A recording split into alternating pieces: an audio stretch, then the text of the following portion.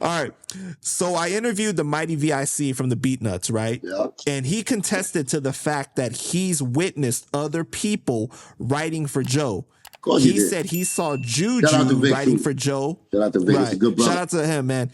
He's a good brother. He said that he saw JuJu writing for Joe on the Bass Blast song, The Rhythm, and he saw Prospect write for Joe on Brave in the Heart. Man, roll the clip.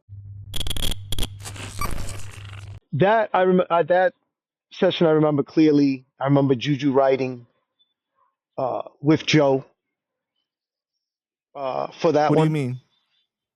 He wrote his lyrics? His verse, Joe's verse. Yes, I don't know if he wrote the complete thing, but I know he had, he had a big hand in Joe's verse. You know, when you're looking at it from afar and you see the writing and the talking back and forth, I don't know. What does that tell you? You know, he could be writing it and could just be getting confirmation like, hey, you like this part? Or you can say this part like this. Or he could be telling him, hey, you know, I want to put this or that. You know, I don't know. You could be working together, but you already know who's orchestrating it just by the body language. So, you know, it was definitely Prospect was taking the lead on it. I seen that. How does that make you feel when you hear more and more people coming forward saying Joe got ghostwriters, even though you knew that because you wrote for him too and you saw Pun write for him? That make me feels like y'all motherfuckers are stupid. You ain't believing me. If I told you that, it's because it's real. So now people coming out with the stories, yeah, that happened. It's not me hating on Joe. It was what it was. And like I said, you could take the teammate thing, and I ain't mind writing for Joe. Pun didn't mind writing. It's when you do the fucking funny shit in the business where you don't give credit to that, and then you play that down and say that you did it. When you start saying you did it, oh, I'm a real MC, motherfucker, you're not. No, you're not. Give credit to the niggas who you made you dope. If you was dope at any time in anybody's head, because we know we did that for that, and you know, you got to pay that back, man. Pay that back. You owe that. You owe that to the world to get the credits to the right person, and you owe that to the families that you took money from and took their material and you gained off of it and you used their money. You owe that. You owe that salute to them. You owe the fact that you need to tell the truth to them. You owe the check to them because you took that money from another artist plate. And that artist wrote that for you. You know, the business, if you're talking business, that's ghostwriting, right? So that comes with a check. Don't fucking forget that part. Don't say, oh, he's my friend, he's my best friend. And you know, you're really saying that because he helped you a lot. But express the details of that in business. Give them niggas what they deserve. So, you know, that's the problem. And then they're easy to say, oh, you know, he was my friend, but he was business. They know how to fucking separate those two then.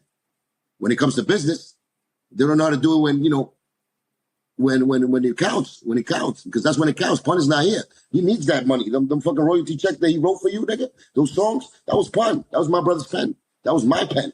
Where's the you know, instead you got the nigga going with Jadakiss, like I said, saying he wrote Senorita for Puffy, when that's a straight out lie. When I wrote it, I wrote the hook. When you got niggas like that, you could tell that's a perfect example. When that nigga said that in real camera, say he wrote Senorita. Oh my God. That's a slap in the face. You know what I'm saying? So he's a fake motherfucker for that. And you could tell, by that example, you could tell how he deals with his business. With that example alone. And that's vivid. That's in camera. Him saying it. And me knowing it's a lie. Everybody that was around there knowing it's a lie. Nobody steps up and said, Cuban fucking wrote that song. Or I'm the only nigga saying that. I look like, you know, I'm against all odds. But that don't mean that I'm not telling you the truth. I'm telling you the exact truth. That's why the truth is against all odds. Yeah, and then him getting Diddy to admit that he did write it when he knows that wasn't true. Yeah, they together. That's what I'm saying. He uses things like that to try to erase the truth, you know, to benefit him. But once again, this is the guy that said I was whack. He didn't want to fuck with me because I was whack. I was regular. I was this, I was that. I didn't have what it took. But you took my pen, my merits for my pen, and you try to say it's yours. How whack could I be? How whack can I be when you taking, credit for something that I did? You know what I hate? So that's inside him. That's deep. That's deeper than what we could talk here. But I know he feels it. Like, damn, this nigga's the best. Like, Cuban is the best. I know that shit is driving him nuts. He don't want me to succeed because he's scared of me doing what he did to me when I get up there. That's all he is. He's a little poor little baby beluga right now. That's all it is. Coochie, coochie, coochie, coochie. You want a bubble? You want a bubble? So, we got to treat him like a little special kid that he is. You know what I hate is that these days people try to justify the whole ghostwriting thing, because it's like, I understand that when you in a studio, you kind of collaborate. Sometimes somebody might say, oh, use this word to say this or something, or say it like this. No, we didn't do that. Well, we wrote the whole shit. But let me finish. Like that, I feel like is acceptable.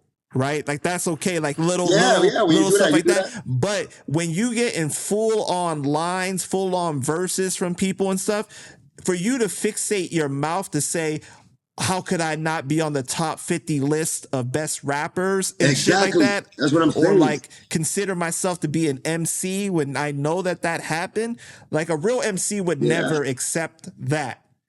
You know what I mean? Like that's where right, because a real MC will be fucking proud of what he says. That's what I told you. When he says he's 95% of the shit that he ever spit was lies, he has no problem saying that. He never was the author to those fucking rhymes. He was doing it as a business, as a fucking the ringmaster nigga. He just needs good material so he can survive in this world and people like him, to project an image, about him in hip hop so they can like him. We helped that. We did that. We made people want to fuck with Joe. We did that. So so he gets no merit on that. No, he's false on that. He's a fucking fake motherfucker with that one right there. Along a lot of other things, but that's just one little thing. And from that one little thing, you see how really his character is. You see it.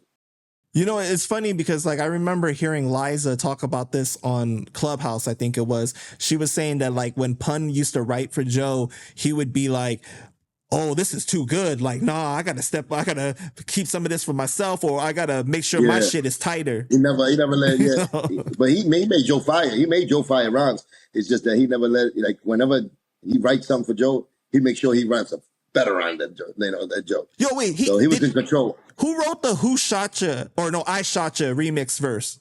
For Pun percent. Who the fuck you think you talking to? Yeah. I break rules. Joey Crack. Motherfuckers be like it's bad news. That's who I thought. Yeah. Running ragged. When New York to Montego. Puerto Rico people.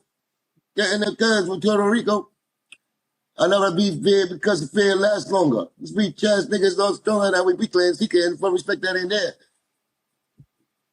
So, that was Pun influence. I think he wrote a couple of lines in there. Joe had, like, the turn material, but Pun helped him finish that. That's why he was in the video with him too. That's his first ghost writing shit.